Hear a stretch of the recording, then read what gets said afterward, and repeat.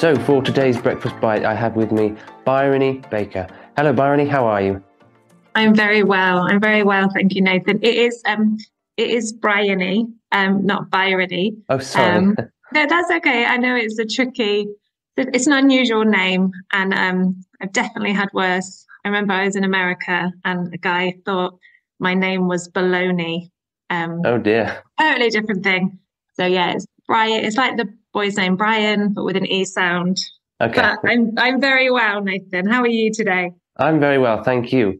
So, should we jump straight into the breakfast bite? What do you have for us today, Bryony?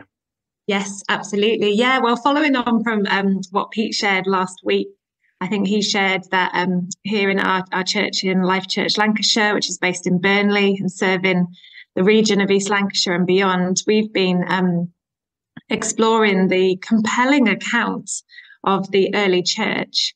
And it's found in Acts chapter 2, sort of begins there, and other passages. And our series that we've been looking at as a church has been called Jesus People.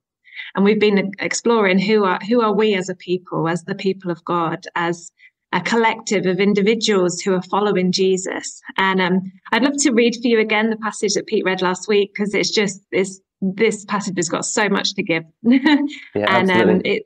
it's Acts chapter 2, verse 42 to 47. It says, "They devoted themselves to the apostles' teaching and to fellowship, to the breaking of bread and to prayer. Everyone was filled with awe at the many wonders and signs performed by the apostles. All the believers were together and had everything in common. They sold property and possessions to give to anyone who had need. Every day they continued to meet together in the temple courts. They broke bread in their homes and ate together with glad and sincere hearts, praising God and enjoying the favor of all the people. And the Lord added to their number daily those who are being saved." I think anyone who's part of a local church would have to say that if that was what was written about your local church, it would be a good day. I would. It would be a good report. And I think there's so much for us to learn from this passage and from other passages in Acts. But for me, it's even just the first three words. There's so much to reflect on. It says they devoted themselves. And just thinking of their context, this is a community of people who are forging a new path. It's all very new. They're working out what it means to follow Jesus. They are Jews who believe that this Jesus is the Messiah they're waiting for. And of course, not all the Jews thought that at that time or now. And so they're this new fledgling community, and they've recognized who Jesus is. They've recognized what he's done. They've seen him crucified and resurrected to life. They've heard these stories. They've heard these accounts. They believe that he's overcome death and sin once and for all and made resurrection life available. And so there's so many ways that they could respond, but their first response is that they devoted themselves. And I just love that. I think it's such a compelling phrase. And I think it's always interesting with the Bible when not just what it says, but what it doesn't say. You know, it doesn't say that they organized themselves, although that was needed and that would come.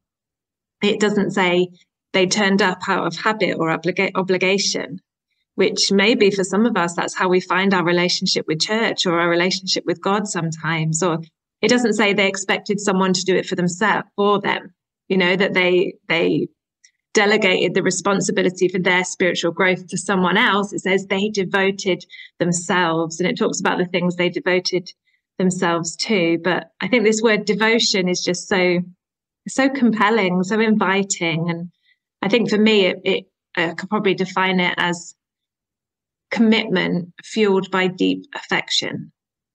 Sometimes we're committed to things, but our heart isn't in it. But it's like the commitment, but it's fueled by this deep affection that comes from within, like a deep love and loyalty that moves me to action and is displayed in my action, and like a relationship that overflows into every area of life. And I think for me, that's really says something about how just a really important way to understand church. That because I think sometimes it's easy for us to fall into the trap of like church, whatever we mean by that, whether that's a Sunday gathering or a small group or a missional expression. Small church is when I do the devoted bit. That's like the slot in my week where I'm devoted.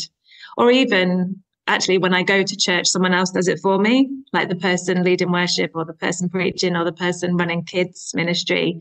They do it for me or my family.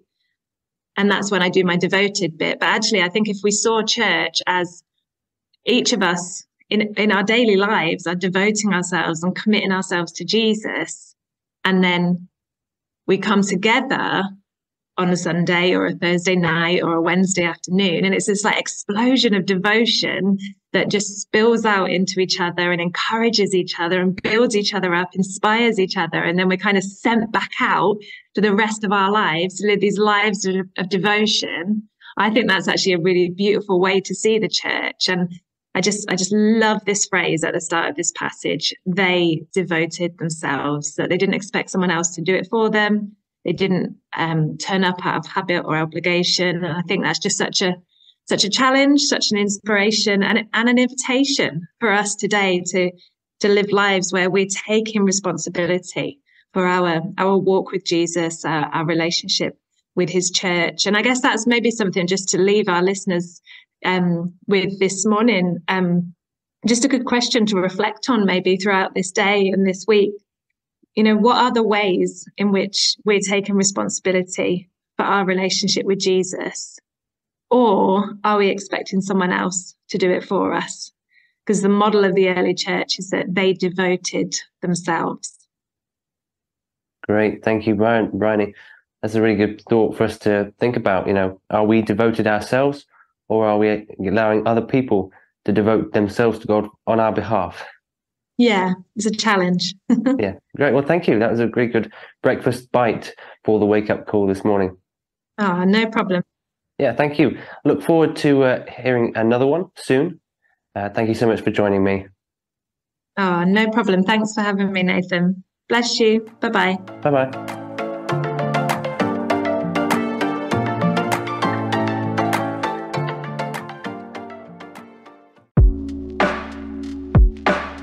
Pure 24/7 radio is listener supported, which means we are free, online and always pure because of the generous support of our listeners. If you would like to contribute financially, please visit pure247radio.org.